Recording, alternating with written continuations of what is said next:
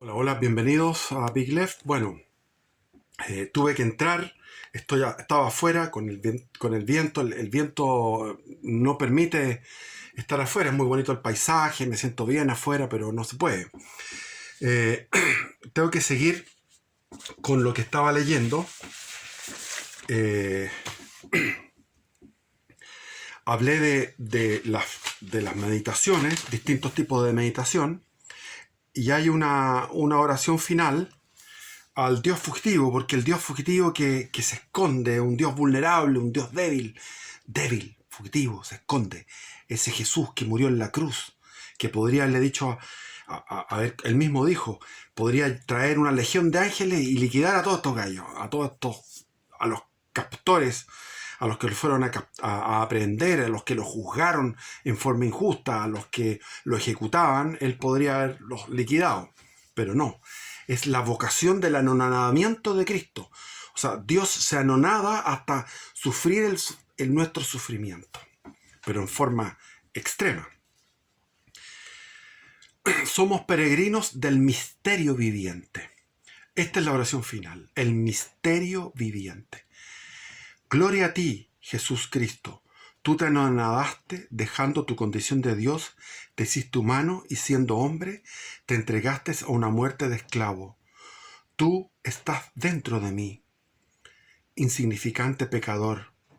Tú eres mi redentor, que sufriste todas las torturas y humillaciones por mí, y llevaste mis pecados y los de todos en la cruz. ¿Cómo puedo agradecerte? ¿Qué sufrimientos puedo pasar por ti? ¿Qué acciones puedo realizar? ¿Cuál es el camino en que mejor pueda yo retribuir ese tu inmenso amor? Jesús Cristo, Hijo de Yahvé, ten piedad de mí, que soy pecador e indigno. Toma mi alma y mi cuerpo bajo tu completo mando. Prepárame para lo que tú me destinas. Yo soy preparado y de buena voluntad. Vela para que yo pueda acoger tu gracia sobre gracia y después compartir tu muerte. Y después de compartir tu muerte, pueda también compartir tu resurrección. Esta oración la compuse, pero en realidad es un poco... eh, no es tan humilde, porque dice, eh, uno no puede compartir la muerte de Cristo. Uno muere, claro, Cristo murió. Uno quiso, además de sufrir, morir como los seres humanos. Como hombre que era, 100% hombre. Entonces, yo quería empezar contándoles que aquí tengo un cassette de Amancio Prada, donde canta el cántico espiritual de San Juan de la Cruz. Que está aquí en estas páginas, las saqué, las imprimí de internet, están ahí. ¿A dónde te escondiste, amado, y me dejaste con gemido? Como el siervo viste, habiéndome herido, salí tras ti clamando y eras ido. Y esto lo canta, este es un cassette, el único cassette que conservo es este, y no tengo cómo escucharlo porque no tengo toca cassette. Yo tuve muchos cassettes y este lo conservo. Maravilloso. Es extraordinario. Ahora, no está en internet. Yo bajé música de Amancio Prada, no es lo mismo. Este fue un recital que dio en el Teatro Real de Madrid al rey y a las autoridades, cuando era Felipe González, presidente. Yo estaba en Móstoles, en ese momento viviendo en Móstoles, unos días, unas semanas en Móstoles, porque es un patiperro por todos lados, y ahí grabé en directo esto, y esto es un tesoro. Y canta así. ¿A dónde te escondiste, amado, y me dejaste con gemido? Como el ciervo huiste, habiéndome herido, salí tras ti clamando y eras ido. Pastores los que fuerdes allá por las majadas al otero, si por ventura vierdes aquel que yo más quiero, decidle que adolezco, peno y muero.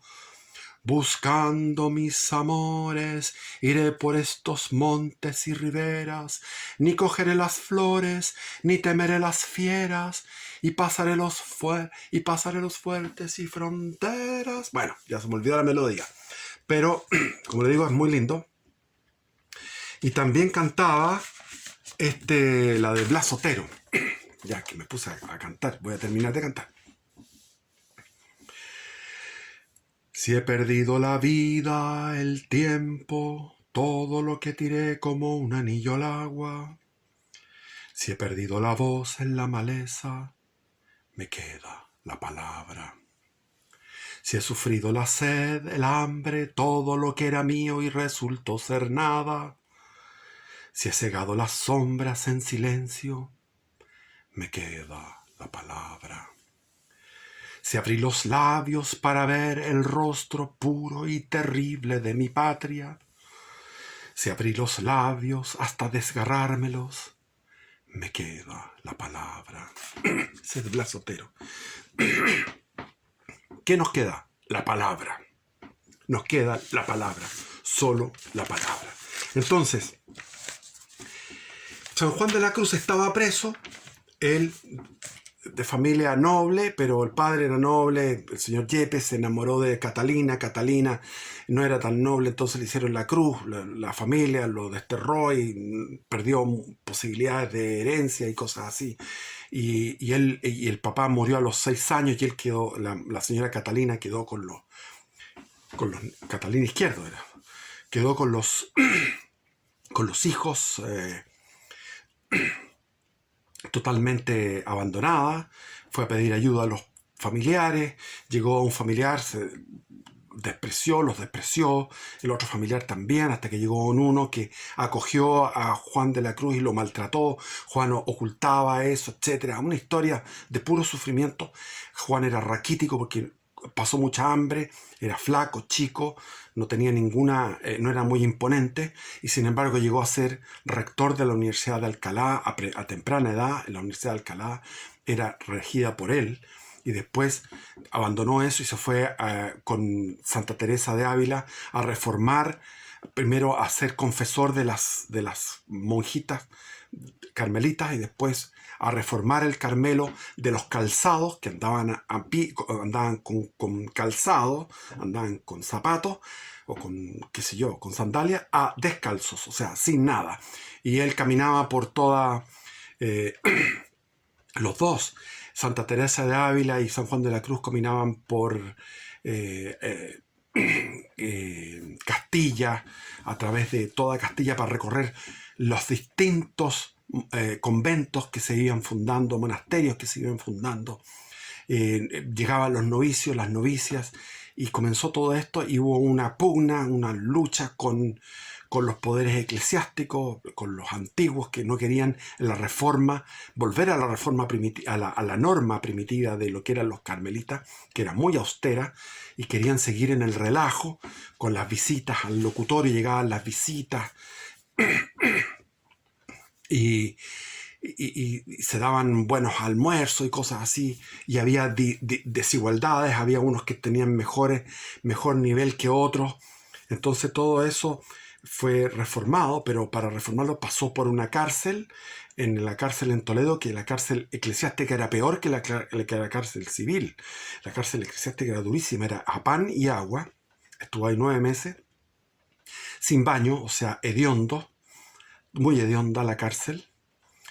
Fría, lúgubre, cosa espantosa, de frío, pasó mucho. Había un hermano que se compadeció de él, le prestó una ropa y después sintió que Dios le decía: ya es suficiente, tienes que huir, y huyó por los tejados, y huyó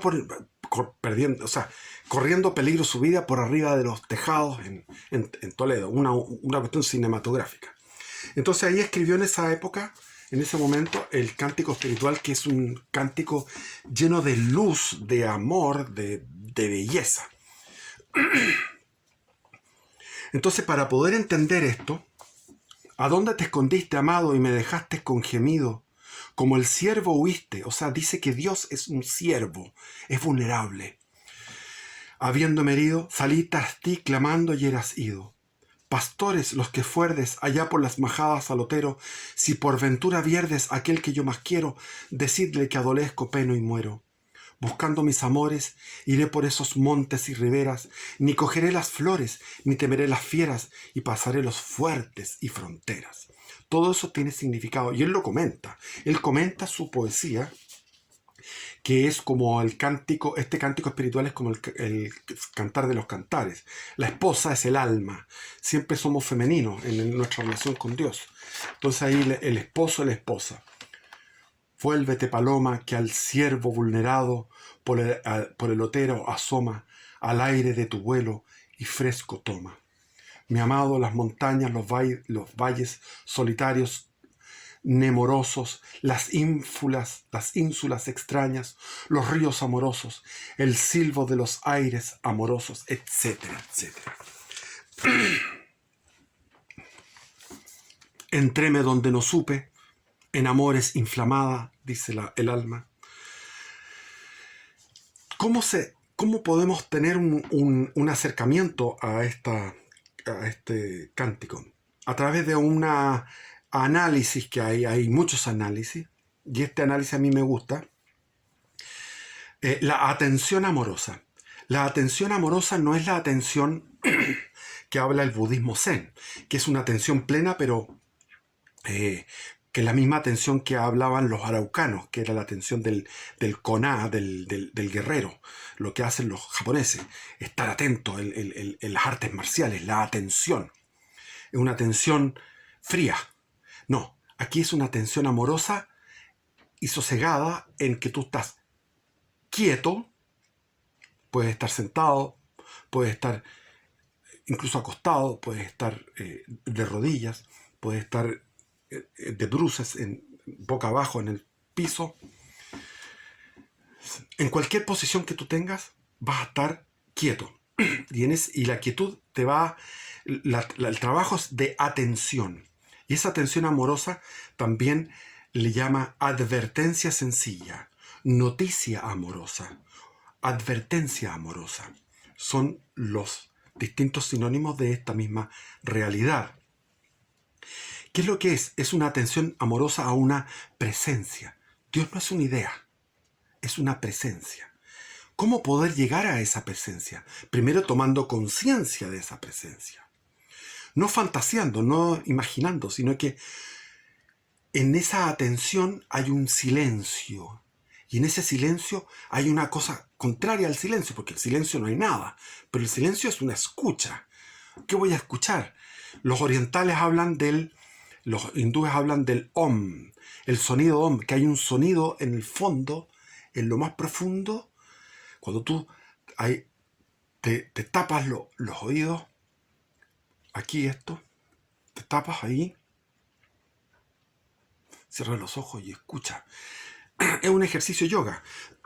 Vas a escuchar un sonido que es como de cataratas, como de agua que corre, que le llaman erróneamente sonido om, esa vibración que le llaman, pero ese es la soledad callada.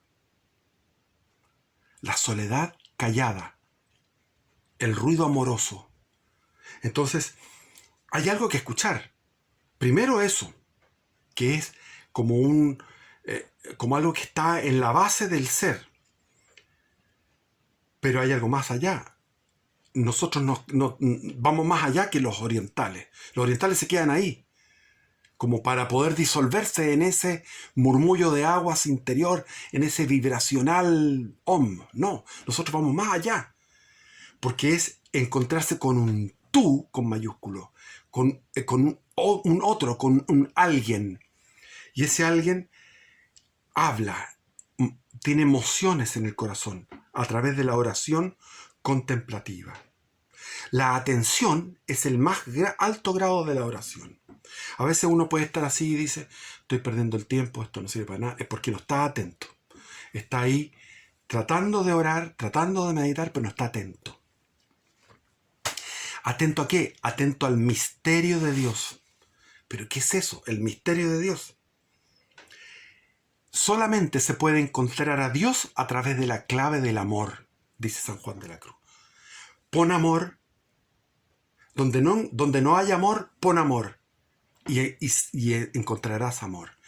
¿Por qué la clave es el amor? Porque en el Antiguo Testamento el, el- hablando en términos orientales nuevamente, el chakra número uno y único prácticamente es el corazón para los judíos.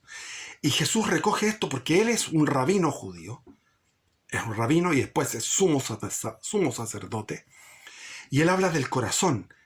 Y María en sus apariciones habla del corazón.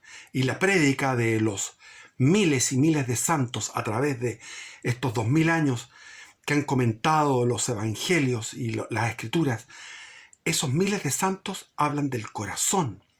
Y si ustedes van a la ciencia moderna, el electromagnetismo se estudia y el electromagnetismo, el corazón es un poderoso generador, es un motor de electromagnetismo que se expande hacia arriba y hacia abajo y hacia los lados. Y véanlo eso en los estudios científicos. El corazón es electromagnetismo, el cerebro no, el cerebro muy poco, aquí es. O sea, estamos hablando que el centro del ser humano es el corazón.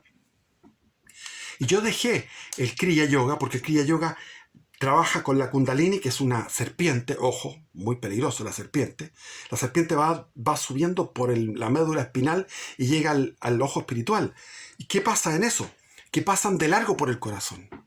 Y toda la energía de los chakras inferiores la suben a los chakras que están acá, que no corresponde. Porque eso te transforma en una persona, te va autodestruyendo. El yoga va autodestruyendo el espíritu a través de estas iniciaciones, esta gnosis de que solamente ustedes pueden saberlo y no contarlo. Yo decía, cuando recibí la iniciación de Kriya Yoga, quería ir a contarlo por las micros, subirme a las micros, a los autobuses y contar todo esto. Pero no es el espíritu demoníaco es un espíritu de selección. Tú solamente lo sabes. En cambio, Cristo habló exotéricamente, no era esotérico. Cristo hablaba exotéricamente a todos. No hay nada que ocultar. Esto es así, esta es la verdad. Entonces, abandoné esa meditación, que era con respiración, porque no tomaba en cuenta el corazón, lo pasaba de largo. De alguna manera era uno de los chakras. Los chakras son como unas estaciones de metro. Pasaba una estación de metro, otra estación de metro, otra estación de metro, otra estación de metro, hasta llegar hasta el ojo espiritual, pasando por la coronilla, etc. Pero lo que hay aquí es el corazón. La espiritualidad cristiana es corazón.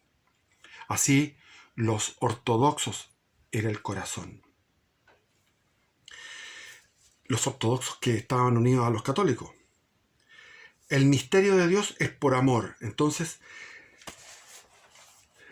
la noticia de Dios es general, es oscura, es oscura. Entonces ¿cómo vas a conocer a Dios? Tocándolo solamente, tocándolo, no lo vas a conocer. Todo lo que puedas afirmar de Dios no es. Todo lo que tú puedas afirmar no es. Por lo tanto, tú vas tocando en el fondo de tu corazón, en el amor a esta presencia. Para que el alma esté en su centro, dice San Juan de la Cruz, basta que tenga amor.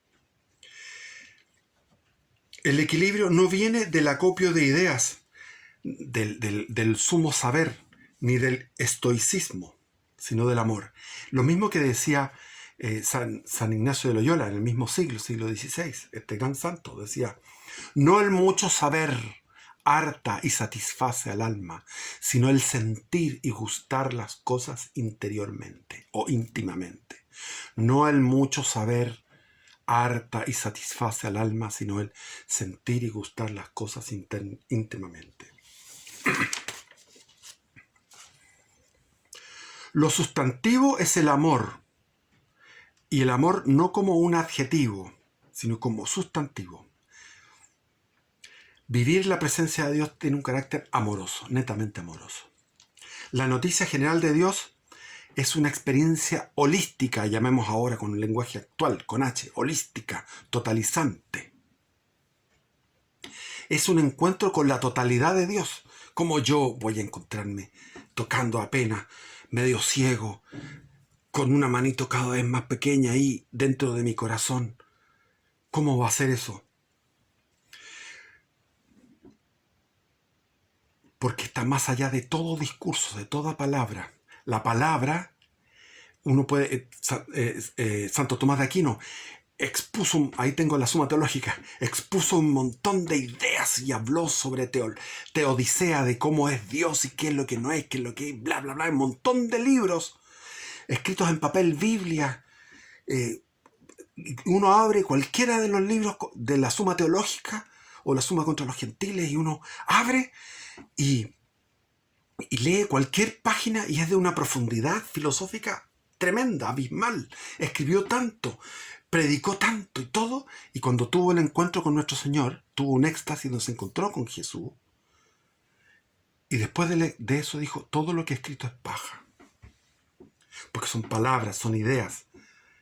La experiencia totalizante de Dios es fuera de las palabras. Fuera de los... O sea, incluiría las palabras, incluiría los sentimientos, incluiría el cuerpo, la postura, incluiría la respiración, incluiría todo, pero mucho, mucho más allá. Pero San Juan de la Cruz dice, dar vacaciones al intelecto. Démosle vacaciones al intelecto. Curiosamente, en aquellos tiempos era la rigurosidad académica, el estudio de las Sagradas Escrituras era tan fuerte. San Juan de la Cruz se la sabía de memoria. Y había estudiado latín, griego, todo eso. No era un tipo que no supiera. Entonces, dar vacaciones al intelecto. Ahora, por favor, no le demos vacaciones al intelecto. El intelecto está olvidado como el espíritu. Tanto el intelecto como el espíritu están olvidados. Pero en aquellos tiempos tenían que darle vacaciones al intelecto. ¿Para qué? Para tener esta atención amorosa. No se requiere pensar para eso, para atención amorosa. No se necesita pensar.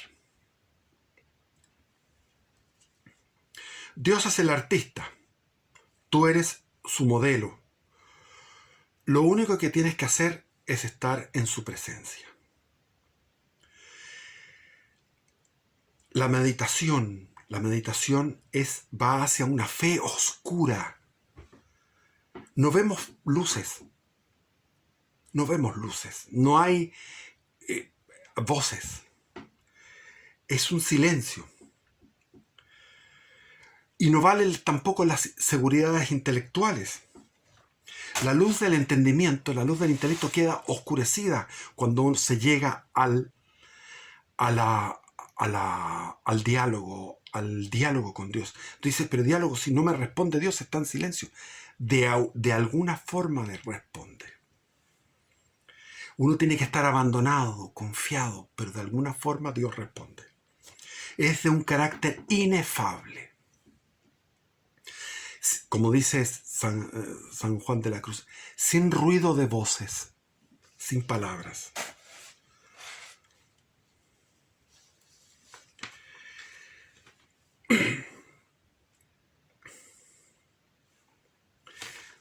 La actividad pasiva es inmensamente positiva, porque es una actividad pasiva en la meditación, en la contemplación.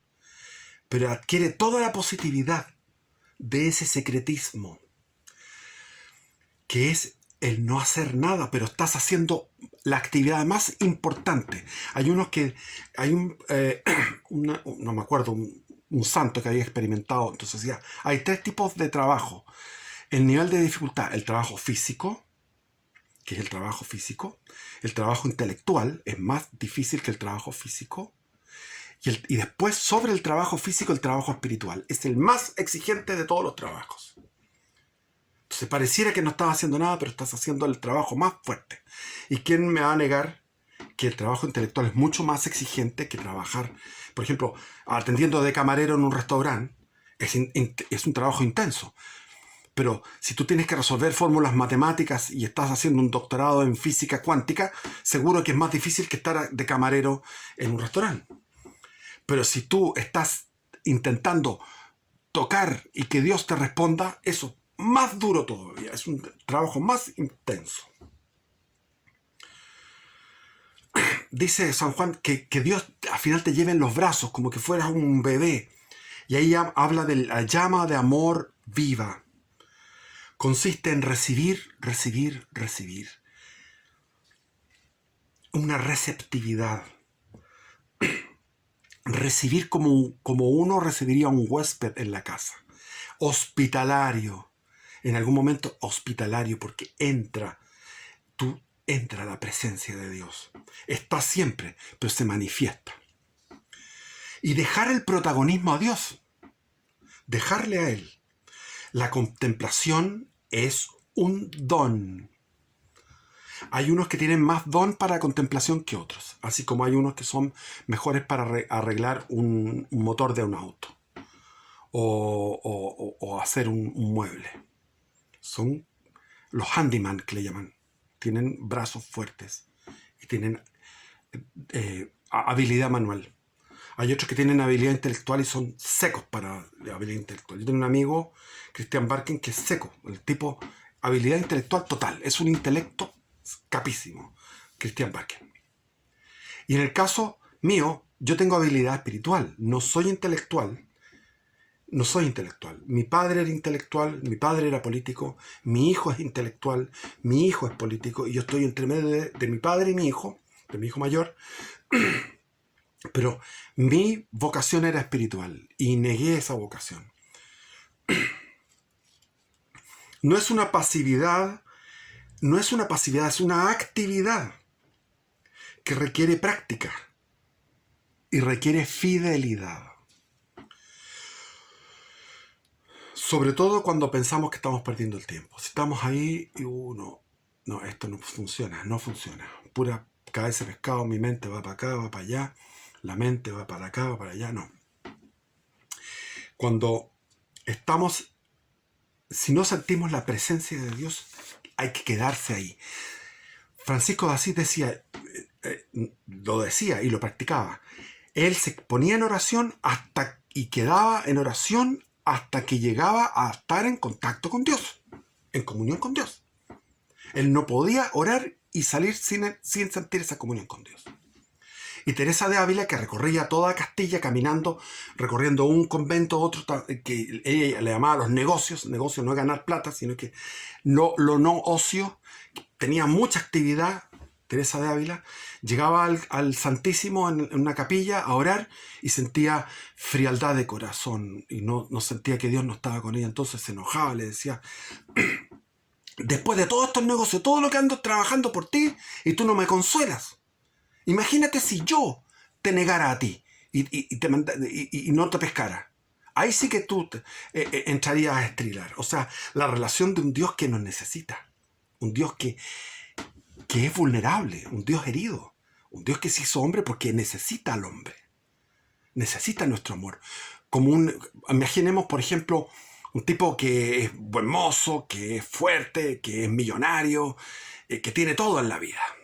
Y de repente ve a una mujer en la calle que está así harapienta, loca, y se enamora de esa mujer loca, que anda durmiendo en la calle, que está hedionda, que está loca y todo. Y el tipo que tiene todas las de ganar y tener una mujer estupenda, se enamora de la loca. Ese es Dios. Se enamora de nosotros, de esta loca, harapienta, hedionda. Sí. Entonces, nos necesita. Por eso que Santa Teresa le decía, y si yo me fuera, si yo no te pescara, se enojaba con Dios. Pero ella tenía unos éxtasis tremendos. Ahí está la estatua de Teresa Ávila que está así. Y los hueones del... ¿cómo se llama? Todos esos hueones, hablando de que eso era la sexualidad, era la energía, el eros. Es cierto. Uno de los requisitos, la castidad te lleva a el éxtasis. Eso es verdad. Pero no es una condición, pero no es el que te lleva al éxtasis. El que te lleva al éxtasis es el contacto con la divinidad real. Aunque parezca que no hace nada ahí esperando, no hay que pensar que está perdiéndose el tiempo. Hay que seguir insistiendo. Estarse con advertencia amorosa ante Dios, este ocio es el mayor de los negocios. El mejor negocio es la oración. Por eso que yo voy a dejar de hablar de política. Porque lo más importante es orar. Si yo hago ayuno, si hago oración, si hago limosna, si hago penitencia, si hago sacrificios, si enseño la palabra de Dios, si comunico la sabiduría que se me ha sido dada y comunico mis experiencias a la luz de Dios, estoy haciendo un trabajo mucho más importante que la política, la actualidad. Pues la actualidad es un velo que te quita de la realidad. La actualidad no es la realidad es eterna. Y aquí, Juan de la Cruz y Teresa de Ávila vivieron un momento de eternidad gracias a que existía el Imperio Español. En el momento en que estaba Juan de la Cruz y Teresa de Ávila recorriendo Castilla, estaba aquí Pedro de Valdivia, siendo como un hombre del Renacimiento, siendo un Alejandro Magno, conquistando cada vez más allá. Y Alejandro Magno quería llegar al fin del mundo. Quería llegar al final de los finales con su ejército. Y Pedro de Valdivia quería llegar hasta el final, llegar hasta el estrecho de Magallanes. Y llegó hasta el lago Ranco. Hasta ahí llegó. Y llegaron a Matacaballo a avisarle que había una insurrección de los araucanos y regresó hacia el norte, a la zona del Mayeco, a donde está la insurrección araucana, y murió en la batalla de Tucapel. Y mientras estaba este imperio creando todas estas cantidad de navíos y los valientes marineros y los que iban, cada 4 navíos que zarpaban, uno se hundía, así que uno corría el peligro de perder su vida. Y estaba Lope de Vega, estaba Góngora, estaba Cervantes. Estaba Cervantes escribiendo El Quijote y otras obras.